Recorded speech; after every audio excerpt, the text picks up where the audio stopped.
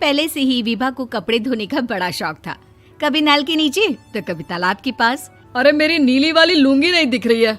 विभा की अम्मा, कहाँ रखी है लुंगी? अरे वो तो विभा ने परसों ही धोकर रखी थी आपकी अलमारी में, देखो वहीं होगी। वो ना मैंने आज धो दी, मुझे लगा कि गंदी हो गई होगी। अरे कैसे गंदी हो गई थी? उसे तो मैंने पहना भी नहीं। हे भगवान, इस लड़की के कपड़े धोने की आदत से परेशान हो गया हूँ मैं। जितना तो घर में राशन नहीं आता, उससे कहीं ज्यादा डिटर्जेंट पाउडर का खर्चा है। इसकी शादी करवा दो, शादी।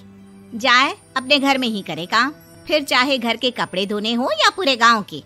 हाँ ठीक बोल रही हूँ, देखता हूँ मैं कोई लड़का। वो दिन भी आ जाता है जब विभा को देखने लड़के वाले आ जाते हैं। लड़की मुझे अच्छी लगी। होने वाली सास कहती है, बेटी अगर कुछ पूछना है तो पूछ लो। वैसे तो हमारी लड़की बहुत ही शर्मीली है, जो बोल दो वो मान लेती है, इसे क्या पूछना होगा। अरे कैसी बात कर रही हो माँ, मुझे इन लोगों के घर रहना है, सवाल तो कई है। हाँ हाँ बेटा, पूछ लो ना, क्या पूछना है। आप लोगों के घर कपड़े कौन धोता है? सास का मुंह बन जाता है। देखो, अगर तुम ये कहना चाहती हो कि तुम्हें कपड़े धोने नहीं आते तो सुन लो, कपड़े मैं ही धोती हूँ, लेकिन तुम्हारे आ जाने के बाद मैं रुमाल तक नहीं धोऊंगी। अरे चुप रहना भाग्यवान, बहू बेचारी घर आई नहीं, उसे डराना शुरू कर दिया। वो क्या है ना बिटिया, अभी तक तो ये कल्लू की माँ ही धोती थी, लेकिन अब तुम्हारे पापा तो दहेज में वॉशिंग मशीन देंगे ही। तभी विभा की माँ बोल पड़ती है, सवाल भी पूछा तो क्या। वैसे भाई साहब, मशीन की तो फिर भी कपड़े धोने की कैपेसिटी होती है। मतलब जो बिटिया दे रहे हैं ना विभा, इसे कपड़े धोने का बहुत शौक है। ये आप लोगों के क्या, आस पड़ोस गांव मोहल्ले सबके कपड़े धो दे और उफ तक ना करे। बाहर देखा नहीं आपने कितने कपड़े सूख रहे हैं? सब हमारी बिटिया ने ही तो धोए हैं। बस भी करो ना माँ, शर्म आ रही इतनी तारीफ सुनकर। और तो और एक दाग निकाल कर दिखाओ तो मान जाओ। हाँ अच्छा अच्छा, माफ करना बेटा, मैंने गलत समझा। हमें तो रिश्ता बहुत पसंद है। और ऐसे जुड़ जाता है रिश्ता कपड़े धोने का शौक रखने वाली विभा का। उसकी शादी हो जाती है कोयला फैक्ट्री में काम करने वाले कल्लू के साथ। शादी के बाद अचानक विभा चिल्लाती हुई सास के पास आती है। सासू माँ, अरे सासू माँ कहाँ है आप? ये तो धोखा है, धोखा दिया आप लोगों ने मुझे। इसे ससुर के चक्कर के बारे में पता चल गया। अरे तो उसमें तुझे क्यों धोखा मिला है? अरे नल में पानी नहीं आता, कपड़े कैसे कब धुलेंगे? अच्छा अच्छा, तू पानी नहीं आ रहा उसकी बात कर रही है? तो आपने क्या सोचा? कुछ नहीं। अच्छा हाँ, तेरी माँ ने कहा था कि कपड़े धोने का शौक है तुझे, याद आया मुझे। शौक शौक बोलकर कपड़े धोने वाले मेरे जुनून को कम ना आके सासू माँ, कपड़ा धोना मेरा गुरूर है। तभी पति भी वहाँ आ जाता है। अभी अभी मैंने इसे सनी देओल की फिल्म दिखाई है, उसी के डायलॉग मार रही है माँ। अच्छा सुन, साफ साफ बता रही हूँ, पानी सुबह 4 से 6 और शाम को 10 से 12 आता है, समझी? विभा टाइमिंग सुनकर हैरान हो जाती है। ये क्या भूतों का मोहल्ला है? सुबह 4 बजे उठकर कौन कपड़े धोता है? 4 बजे टंकी में पानी जाता है, फिर सारा दिन धोना ना, किसने मना किया?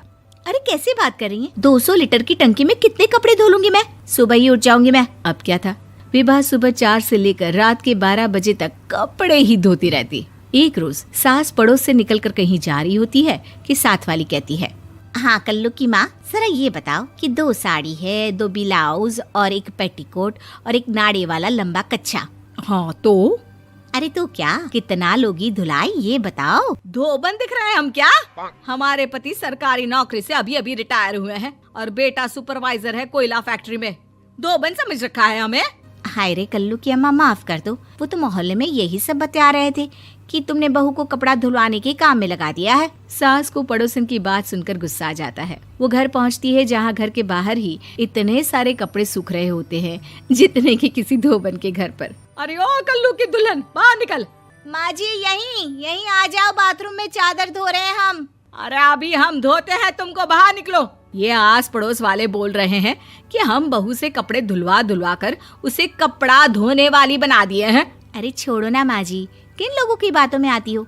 आस पास के लोगों का तो काम ही होता है कि वो किसी तरह सास बहू को लड़ा दे।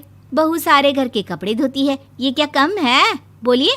सास को भी लग जाता है कि वो बहू का ये सनकीपन नहीं छुड़वा सकती, इससे अच्छा है कि खुद ही चुप हो जाए।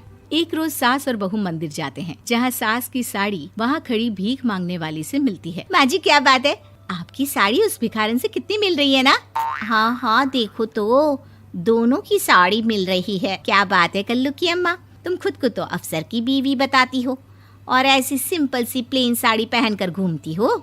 सिंपल और प्लेन नहीं है ये साड़ी। तो क्या सोने के धागे से फूल बने हैं? कुछ भी सासू माँ, कुछ भी। हाँ बने थे इस साड़ी में सोने के धागे से फूल। मेरे पति लेकर आए थे मद्रास से स्पेशली मेरे लिए 10,000 की।